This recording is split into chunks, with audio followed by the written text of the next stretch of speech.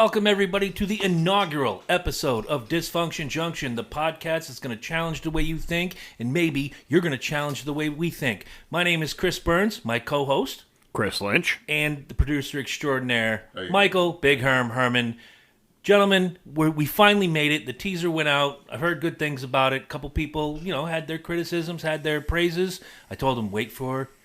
Wait for what we're about to do. We're going to have some fun, and fun is on its way. This is in the infant stage right now. We're not a teenager yet. So we're going to be a little rebellious at first and maybe be a little unpolished, but that's why Big Herm is here to trim it down and keep us tight, keep us moving, and keep us forward. So you can have sex with us, we just can't drink. That's what he's saying. All right, I'm not going there. Well, before we get started, most people celebrate after the first episode. We got to celebrate before the first episode. This past Saturday, I want to give this gentleman right here, Big Herm, Michael Herman, huge shout out. Big Herm's Fall Roaster 2021. The pictures gave people meat sweats. I ate half my body weight. I rolled out of bed the next morning, and when I say I rolled, I like thump, and then I kind of crawled to the bathroom. I was in my glory. What did you think? And I want to say that for the last 2 days, breakfast, Big Herm. Lunch, Big Herm. Wife's dinner tonight, Big Herm. There you go. I took 4 takeout trays of that shit home, and I'm telling you, dude, from the bottom of my heart, that was amazing food. Thank you. You're skilled at what you do, and thank you very much. And I hope people get to go to your restaurant and experience what you can produce, because that was just fucking epic. Absolutely. I didn't take anything home except for roommates. I let them go to it. I kept plating and plating and plating. I went nuts, and thankfully I was not, 40 pounds heavier the next day, nor am I showing any signs of cholesterol. But everything was so good. Good people. We had a great time. The music was good. Teaching the little girls how to catch popcorn. In the air. Yep. Catching my friend Megan, who I hadn't seen in 7 years, was great. Seeing Megan and her husband with "Sent You Us Up," get me a beer. Yep. So that was fun. But I just wanted to give you props for the world to hear. Thank you very much. Last year's was great. This one was better. I can't wait till next year. I can't either. And like I told you, Mike, that you're going to be hard for my 50th. Hard or hired? Hired. Both. Okay. Because he has a tendency on birthdays Well, I that get end. excited when I smoke meats. Oh yeah, well I know that firsthand. Who doesn't? But Lynch has a tendency on birthdays that end in 0 of walking around in nothing but draws. I At least can't. he's got draws on. At least he's got draws on. I'll give him that. I can't confirm nor deny that for my 40th, because the last thing I remember at my 40th was cutting the pig open. Yep. And then just sitting in the lawn chair and Passing out cold. Yep. I remember that. Yep. And I felt bad because you and Emma had just stopped by, Yep. and I got to say hi. Yeah, and that was about it. Hi. I think he mumbled something in Romanian too, and then it was I'm out. Klatu brada niktu. What do you say we get this party started? Yes. All right, so in the 2 weeks since our teaser episode, a lot has gone on in the world, and one of the biggest stories that I've come across is the fact that Superman is now bisexual. I don't necessarily have an issue with it. My issue is going to be reflected in this particular article I'm going to read to you. My biggest issue with it is they're changing the slogan from Truth, Justice, and the American Way to Truth, Justice, and a Better Tomorrow.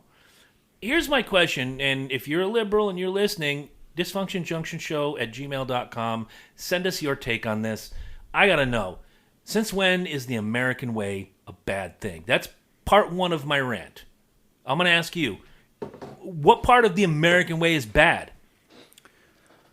So in the original slogan that was written by Joe Siegel in what 1942, whatever, Truth, Justice, and American Way tells me that it stands by the values of our Constitution, our Bill of Rights, and you can't.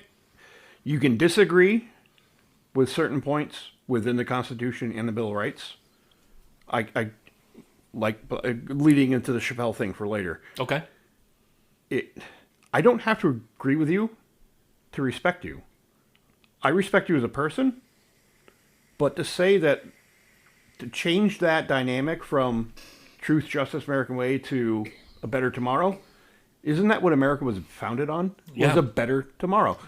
Read the Constitution, for fuck's sake. The three of us are all immigrants. We all came from other countries. I immigrated from South Carolina. You're right. I don't know.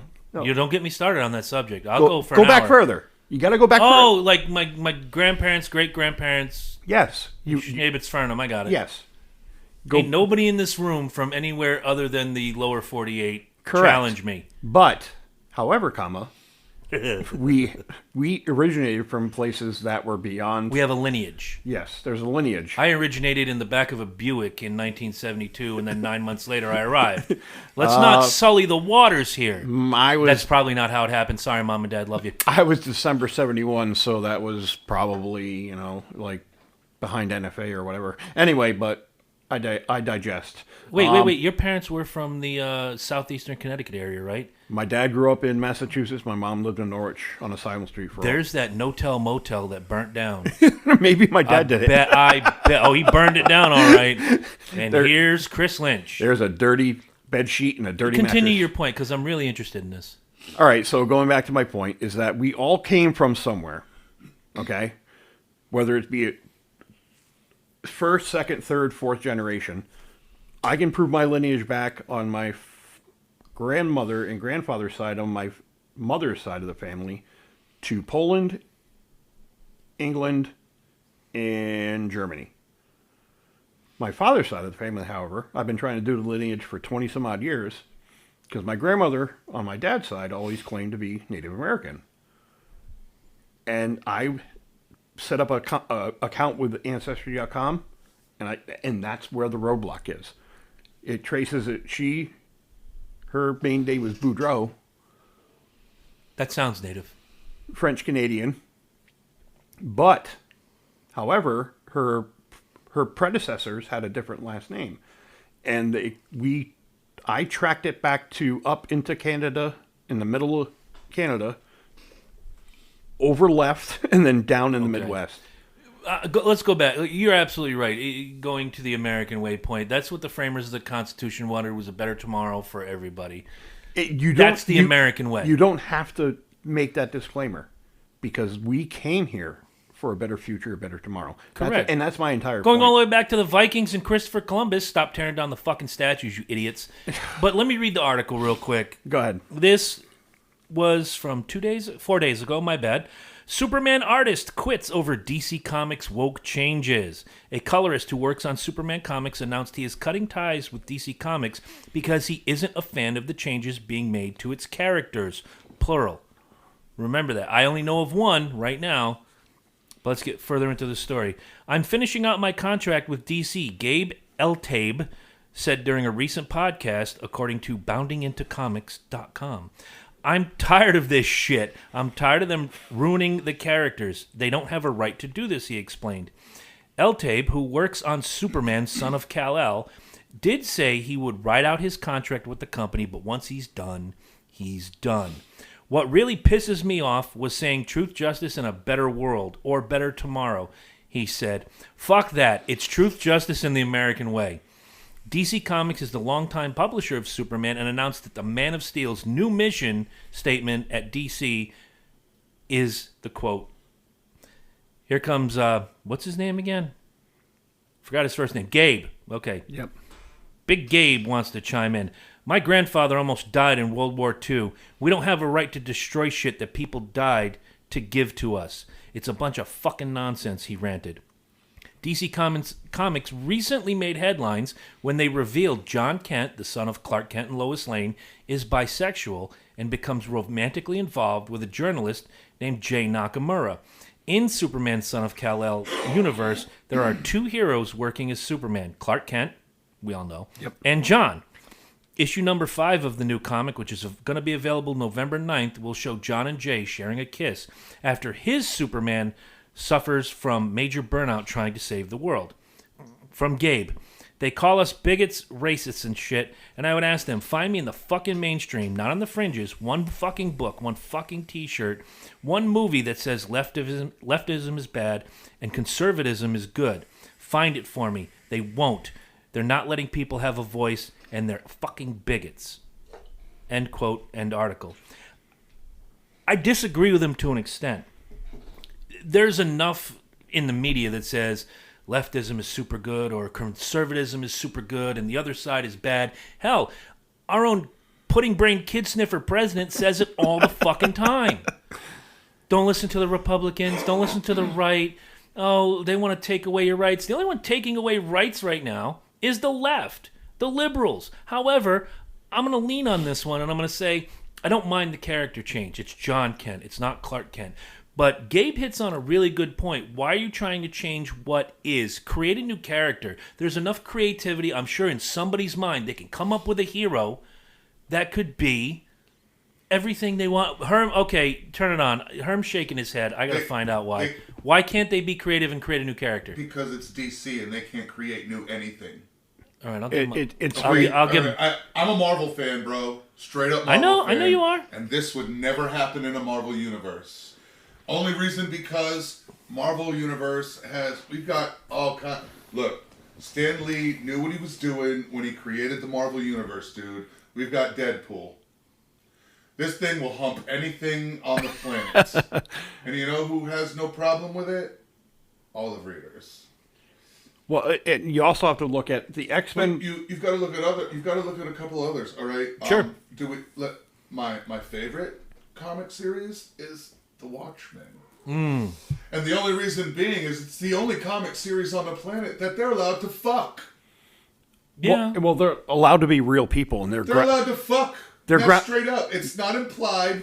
It doesn't. It's grounded in more reality than any other comic series. Like they hump. Okay, you guys are more comic book men than I am. I walked away from comics a long time ago because I just got tired of on both sides of the fence. See, DC and Marvel, left and right.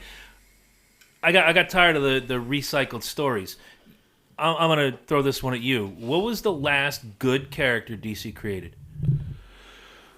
Ooh. And try not to rub your face on the microphone again. I love the microphone. God damn it. I gotta clean that later. Yeah, you do. I bought Lysol wipes Use today. bleach. So that's my problem with my majority of the problem with DC characters is that it's a rehash of a previous character. Or it's a copycat of an established Marvel character. But that happened a lot back in the 50s and 60s. Stealing each other's ideas. You got Deathpool, you got Death Wish, you got Wonder Woman, you got Catwoman, and you know they even stole. They stole from even themselves. Every universe has a copycat version of that superhero in each. You got the Mariner and you got Aquaman. Yeah, you've got this, you've got that. And the series that cemented me as a Marvel fan for, I'm going to say late 70s into early 80s when I was in preteen to teenage years was the X-Men. Okay. Because I understood exactly what the X-Men stood for. That was going back to what you said earlier about people who are different from another place and being accepted. Correct. That was the entire point of the X-Men. I'm going to call them evil because I don't understand what they can do. I don't understand why they do what they do. I don't understand their motivation or motives in doing something. I felt that Marvel has always handled that much more delicately. The equality and inclusional thing with society much better than DC. Well, Marvel was the first of the mainstream to have a gay character. DC characters were founded during that early post-World War II. Exactly. And the ones that weren't bought into that quote-unquote toxic masculinity stage. Batman started out as a dark detective, and once the war ended, when Superman buy bonds, Stan Lee went that way. Stan Lee was about as liberal as you could fucking get. Oh, absolutely. All right? All of his stories were not that right, strong side. All of his stuff was to the left. We are all on the fringes. We are all ostracized. We are all heroes that societies tell us to go fuck ourselves. What was the line he used? There was a documentary about 15 years ago when he said, "In our own way, we're all heroes." Right. Well, all right. So We're going to circle back in a second, but I want you to finish your point. I just want to kind of make a counterpoint to this. There's a gentleman on YouTube. I'm going to try to find one of his videos. It's special kids. All right, you look that up. Special stories. Okay. But he documents his interactions and interviews with people who have special needs. And he highlights them. And he never makes them feel like they're on the outside. A fantastic case against abortion is these special kids. Special kids, that's what it's called. Okay, while you look that up, I'm going to say one thing. It's going to piss you off. It might piss Mike off. I don't care. I always thought Superman was the dumbest character. Well, when you're 99% infallible, it always ends the same way. Unless he gets fucked with a kryptonite condom, he's going to win. Well, Come on! You have to look at the time. You got to look at the time when that character was created. I get it. They were looking for that hero. Batman, Spider-Man, fallible. Gentlemen, Superman is ultra unique. He is one of a kind for one reason. Which makes him incredible to the left. He's all of us for a moment. I don't want him to be all of us. I want to be me. Because Superman doesn't become Superman. Superman is Superman. No, he does become Superman when he leaves leaves his home planet and has no power and comes here. Stop. You're digging too far. Once Superman is here, he doesn't become Superman. He just is. At no point does he wake up in the morning and decide to become Superman like the Green Lantern does. He does not become Batman like Bruce Wayne does. He wakes up in the morning and he is Superman. All right, I'll buy it. It's ingrained in I still think he sucks. Everybody, I understand, but he's all of us. We are all who we are. I know, I see it. What's that logo right there? But every day... Worst logo But ever. every day we put on a costume to hide who we are so we fit into the world. And that's exactly what... That's the character that Superman was written under the premise of. While I understand everything you said, and I agree... I hate Superman. I love the concept how he was written. Agree with your dissertation. However, Superman is the worst fucking character ever in comics. Give me the Turtles. Give me Batman. Give me some of those fringe Marvel guys where they have 8 issues and it goes away. Right. Choose your image comic Marvel. Comic character. Savage Dragon. Yeah. Spawn, amazing. Amazing character with an actual backstory and an actual drama behind it. So that link I'm talking about, this is another guy I want to reach out to. We'll post it to the page special before books Wednesday. Special books by special kids. This guy, his name is Chris. He focuses on highlighting kids that have either rare genetic abnormalities or just dysfunctions, autism, anything. You pick your poison at what these kids could have wrong. They have it. And he makes a connection with them. And it's just, I'm not going to lie, there's some videos that bring tears to my eyes. Sure. Because this guy, he's genuine. He's not just bullshitting, and he's not just doing it to drum up fucking, publicity for his page. He's not doing it for clicks. He's not a monetized page. He does this out of the goodness of his own heart. Good man. And, and circling back to that, with the DC universe,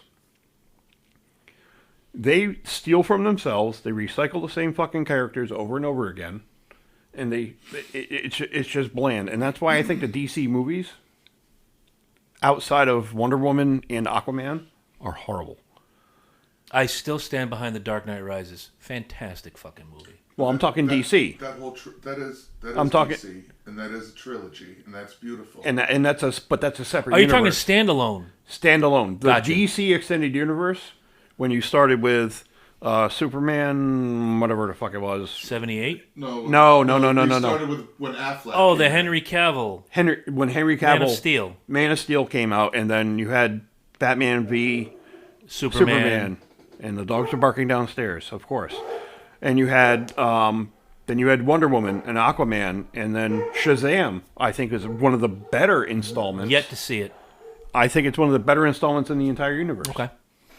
Because it brings more levity and more humor and more kind of like reality. It's like, this is a guy who's like, holy fuck, what just happened to me? The best part about, I think it's Batman v Superman, was he died. He died. He was, and that's where I kind of softened my stance a little bit on Superman. He got to die, and then they bring him back, and all of a sudden he's angry, dude. If I died tomorrow, Well, 3 days later you brought me back, I'd be like, this is awesome. Well, to your point on that, Second chance. One of the biggest contentions with Man of Steel was that Superman actually killed Was it Zod? Zod. Yeah. He's never killed in the comic series. No. Ever. Not Nor by, in any not other nor in any other movie ever made with Zod in it or animated series. Not by purpose. No. Maybe by accident, but never by choice. He made that choice. And that kind of to me, that's the point of the movie where it kind of humanized him to me, as that he's acting like a real person, and he made a choice. I'm going to kill this motherfucker because if I let him live, there's going to be some really bad shit going down. To kind of pull it all back, and then I'll make my final statement, and then you'll hear some music, and then Lynch is going to go on his first topic of the week. Worst choice for Lex Luthor ever was Jesse Eisenberg. That was the dumbest casting ever in the history of ever. He is such a fucking tard. They could have got Gilbert Gottfried, and I would have bought it better than Jesse Eisenberg. I can tell you right now, Superman. I don't know how to do that Gilbert Gottfried voice. But going back, again, I dislike the character. I dislike everything about it, except I've always liked and always stood behind Truth, Justice, and the American Way. And if we can't have the American Way anymore, then say it's for a more worldwide Superman. Because these comics are read all over the world in probably 52 different languages. Then say that. But they're not. They're just a better tomorrow. They're not even making a statement on it. And now they're again, going back to Gabe's statement, you're taking this icon and you're just basically rewriting the story, and the sun and whatever, and again, like you said, stealing from themselves and basically shitting on their own legacy. Well, and they can't stop tripping over their own dick when it comes to creativity, because you look at the DC extended universe from Man of Steel to now, and it's more recycling of the same fucking trope. I already know where Wonder Woman came from. Yep. I love the movie. Movie was great. The second one, not so much. Yeah, the second one's kind of sucked. Shazam, I thought was a great movie. Zachary Levi was a great choice to play him. Now. You have to. I think you're going to love it. Even Daredevil, back with going back to Marvel, Daredevil, I think didn't get a good run and good shot at trying to tell its story because it was choked by the studio, and the director wasn't given the freedom to kind of tell the story. But DC likes to kind of like piss in their own pond. Yeah. Aquaman, I thought was great. I love. Call me. We're not going to call you anything. Just keep going. I know what you were going to say. You know how I'm such. And I such. know how I know you are. I love Jason Momoa. I just think he's just a very charismatic. Best casting of Aquaman ever in the history of ever. And I watched Dune the other night with Megan. We started it on Thursday night. We finished it on Friday night. And she actually wanted to finish watching the movie. Wow. Nice. And that's not unlike her. She's like, I like the cast. I don't understand the story. But you know what? It's a beautiful movie. Which, all right. So part of my topic was going to be later, but... Which film was this again? Dune. The new version of Dune. I've heard so many bad things. I've heard nothing but good things about it. I could talk on that. Okay. Well, let's save it for another time, because I just want to wrap this up. I want to take your point. Look, I don't care if Superman is gay. I don't care if he's bi. Whether it's Superman 1, Superman 2, I don't care. My favorite superhero of all time is Robin. There's been 75 Robins. DC needs to get their shit together. And that's it. They need to stop stepping on their own dick and stealing from their own pond, and just kind of come up with more creative stuff.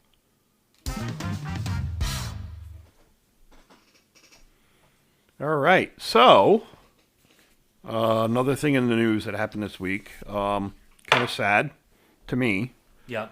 Colin Powell, his passing. Yeah, I saw that. 84. 84, and it was pancreatic cancer, I believe. Pancreatic cancer, and I believe they also said complications from COVID. I mean, you're talking about a champion of America. Oh, here we go again with America and the American way. It's hard to put into words exactly what Colin Powell means to America. All the good that Colin Powell did for America. All right, so I'm going to ask you, what he is a figure in America in his political career or his military career. What was he the first of? He was. Wasn't he the first black man to attain the rank that he achieved? Like, he got higher than any black man before him ever in the history. Correct. Exactly. And he superseded every other person of color that had achieved rank. Right. Before the end of his career. And here I was thinking about his appointments in different presidential administrations. And that was all technically after he'd achieved a rank higher than anybody else. Right. So I see where you were going with this, and Herm hit the nail on the head. I mean, so I watched Sunday. I watched DVR the retrospective of him on CBS Sunday Morning. I know I'm officially fucking old because I watch CBS Sunday Morning. If I'm up on a Sunday morning, I'm not watching CBS. Nora O'Donnell's on at night now. No. Wubba wubba wubba wubba wubba wubba wubba. Sundays for Meet the Press, buddy. I do like Meet the Press. Great punk band. They did a cover of MASH, the MASH theme song, Meet Depressed. They were really good. And when I saw them, they did Hit Me Baby One More Time in a punk. Wait, you're talking about the show. Yes. Moving right along. Let's get back to what we were talking about. You never know what's coming on watching Dysfunction Junction. Watching his retrospective, I watched two. I watched one on CBS and I watched one on CNN. The man was so articulate, intelligent, and hardworking through his military career, through his political career, through just what he stood for. It's amazing how our topics kind of tie into each other about America. Right. And about how people view American icons. To me, he was probably one of the greatest heroes in the last 100 years in America, to me, personally. Because he broke walls, he broke boundaries. He busted down that wall where... tell me a black man can't do this? Fuck you, I can do this. And that should be, if you don't mind me coming in, that should be what, and I hate to use the word black, let's just say children in general should look at Colin Powell or Condoleezza Rice or Candace Owens, or even though I hate her politics, Kamala. Whoopi Goldberg. Kamala, oh, God. listen. I was almost there, and he just took me off the rails. Let me make the point for as much as you don't agree with her politics, I have to give her an A+ for her effort. First black vice president of the United States, and first female vice president of the United States. Sure, there's a lot to celebrate. I will agree. I strip that aside from her politics. It's giving me the frickin' willies. I know, but you have to. You know where I come from. You know where I stand on things like that. I'm all about breaking boundaries. I may not agree with it. Again, I may not agree with what you stand for, but if you're going to break a boundary and be the first at doing anything, I support you 100%. Absolutely. And I'll take two best friends and put them in that same category of my fantastic list until you ruined it with Kamala Harris. Gayle King and Oprah Winfrey. When I get up in the morning, I'm getting ready to go to work. I watch Gayle King, CBS Morning News. I do too, every morning. She has a voice. She has a voice that'll peel paint off a wall, but she's very good at what she does. Oprah, I somewhat like Oprah until, again, people bring their personal politics. You're an entertainer. Gayle King is a journalist. Stick to journalism. Right. Oprah is technically an entertainer. I have a show 5 days a week. You watch this show. You get a car. You get a car. You get a car. But stay in your lane. Well, and what It's like, When and you- Herm's shaking his head. Hold on, I got to do this because I love, or I did, like in the 80s and 90s, even though I'm Hard Rock Jones, I love 80s and 90s rap.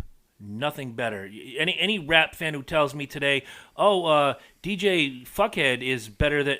No, sit no. down. Listen to this Wu-Tang record. Listen to this NWA record. Listen Here, to Run DMC. here's listen, LL Cool J. Public Enemy. Right.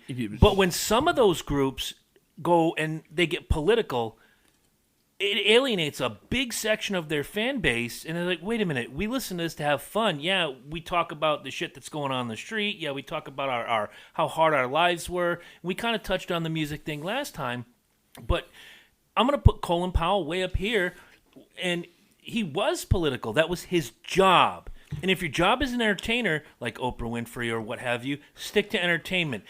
He made himself transparent on every level. He knew his job. He knew his lane. And when you said pick your lane, he fucking stuck in that lane for 50 some odd years. Absolutely. And he never deviated from it. He never put his personal spin or opinion on anything that was happening in the world during his tenure of whatever office he was holding at the time. It was more of, I'm here to do a job. You're paying me. Your tax dollars are paying me to do this job. Motherfucker, I'm going to do it. So what you're saying is a politician actually said, I work for you, and not the other way around. And that's what I respect the most out of him. Bingo. He was the guy that said, to me personally, in his actions, I'm going to go down and murder those dogs in a minute. Anyway, the what he did politically, Vera, Hammy, run for your life! what he did personally and through politics was unheard of through most politicians' career. He admitted, I work for you. You pay me my salary. I'm going to listen to you.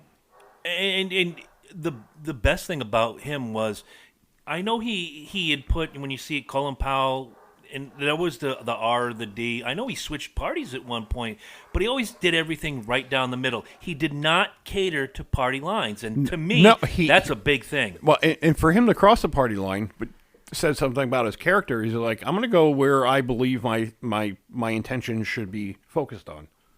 And if his intention was to be a little left on one thing or a little right on one thing, he made that deviation. Even if he was on the left, he would still steer right on certain things, on certain opinions and topics. And that's what politics to me is all about. You can be a Republican, Libertarian, Democrat. You don't have to follow the party line 100%. You have to be able to deviate and cut through the minutia of the bullshit on the left or the right or the middle and find somewhere where you're comfortable with throwing your name. This is another thing. Your namesake and your career, you're throwing it out there to the public for public opinion, for the public court. The people. The people. So I was wrong. Colin Powell was an independent until 1995, where he switched over to the Republican Party from 95 to 2021, and then he switched back independent sometime in the last year before his death. Well, to me, independent is you're not libertarian. You're not. No, you can't. You much like libertarians, I would put independent in there. You're not picking a particular pool to swim in. Yeah. Your care and your concern and your focus is on what's best for the American people. Not this group, not this group, not that group. The American people as a whole. Right, and you're you're following the umbrella of the better of the public, not what my interest is. What's going to benefit me? What am I going to monetize from this? And that to me is what I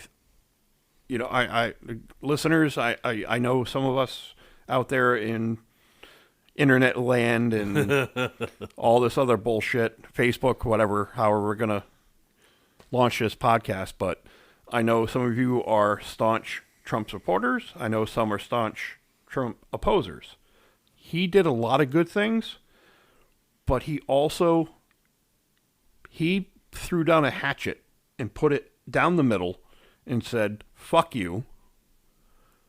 You're going to follow me or I'm going to leave you in the dust. Mm-hmm.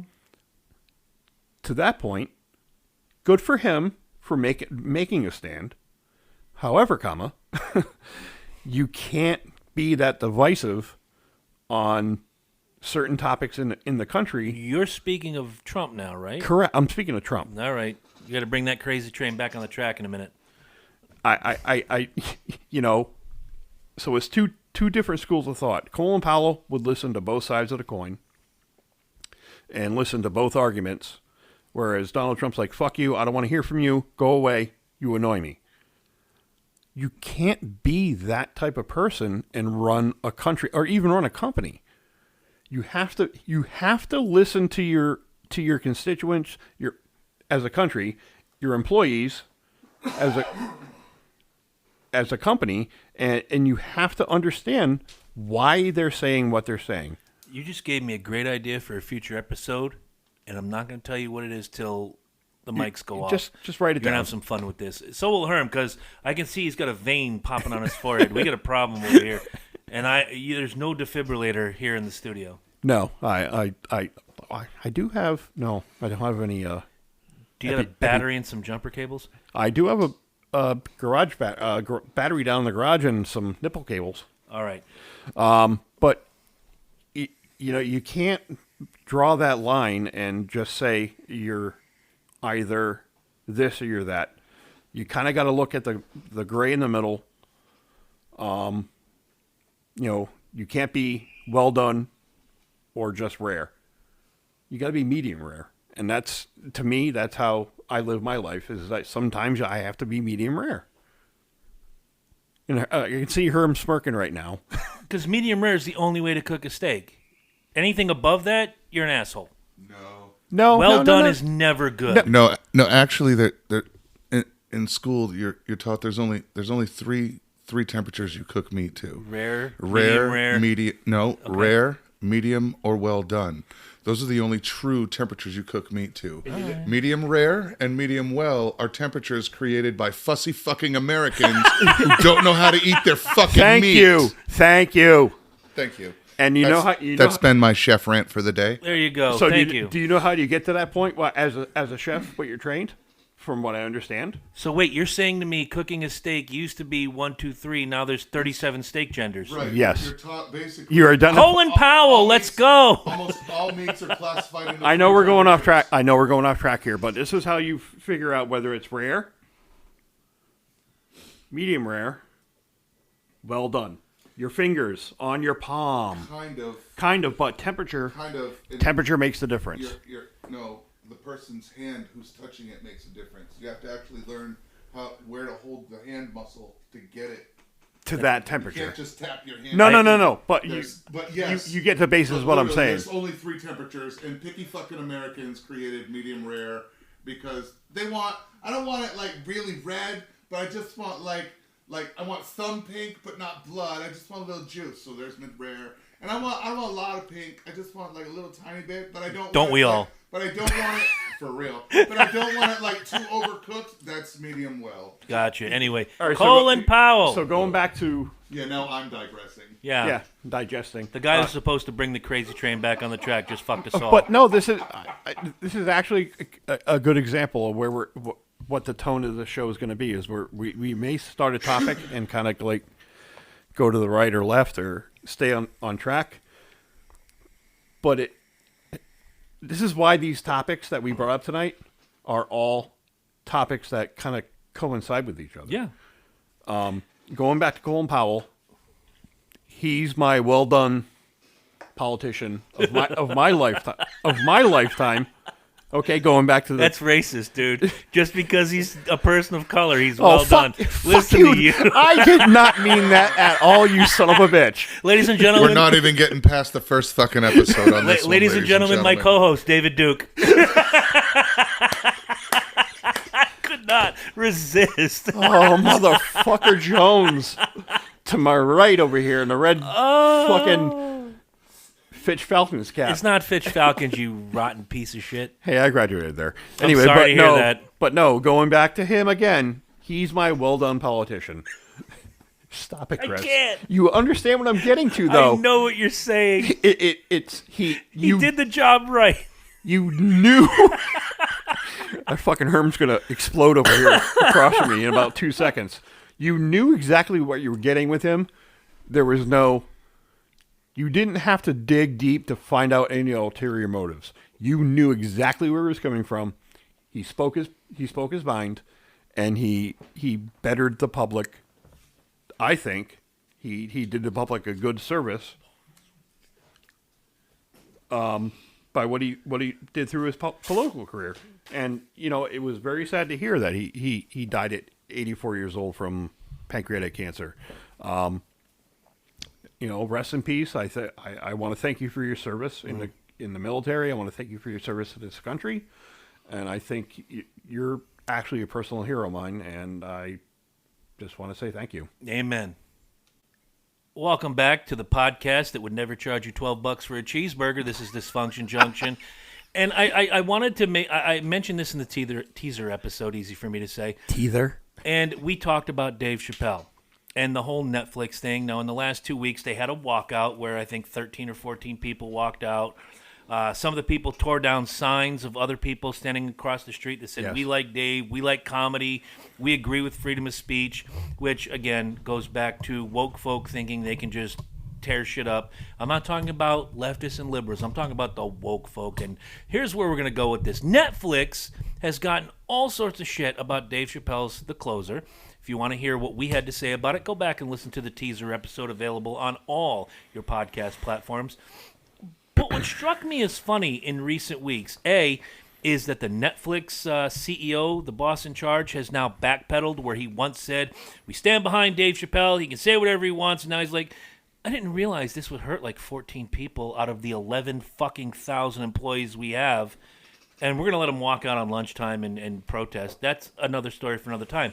Netflix also has one of the rudest, crudest, and funniest comedy films of all time. I'm speaking of Eddie Murphy, Delirious.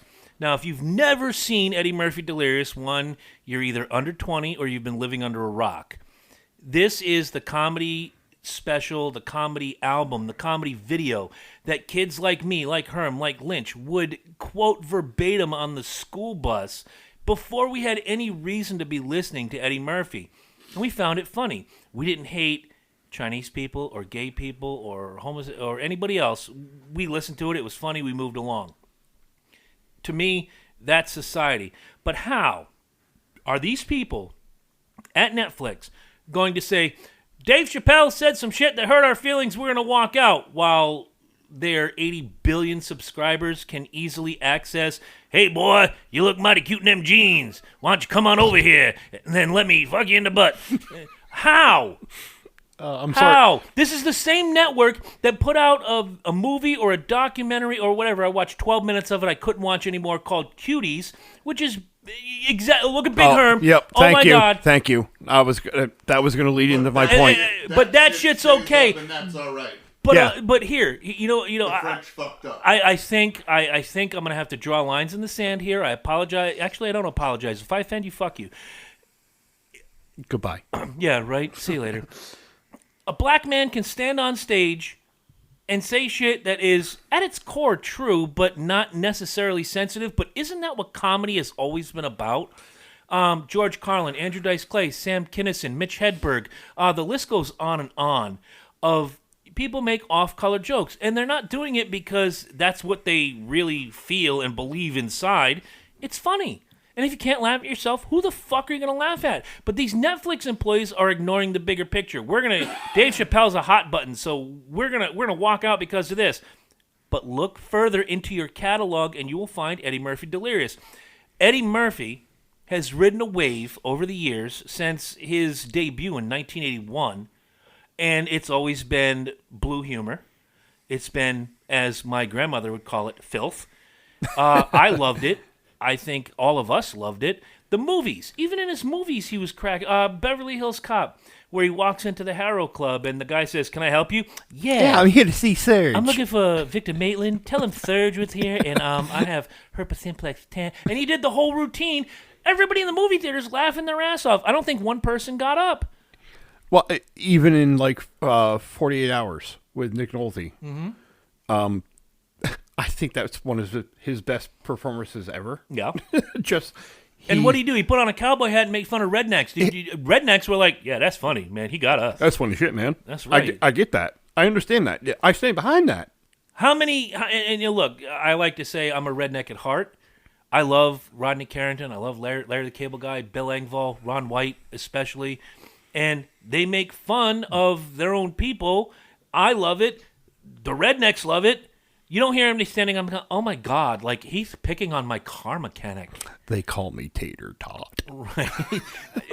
But this goes back to, do the people that work at Netflix actually know the content that is on Netflix?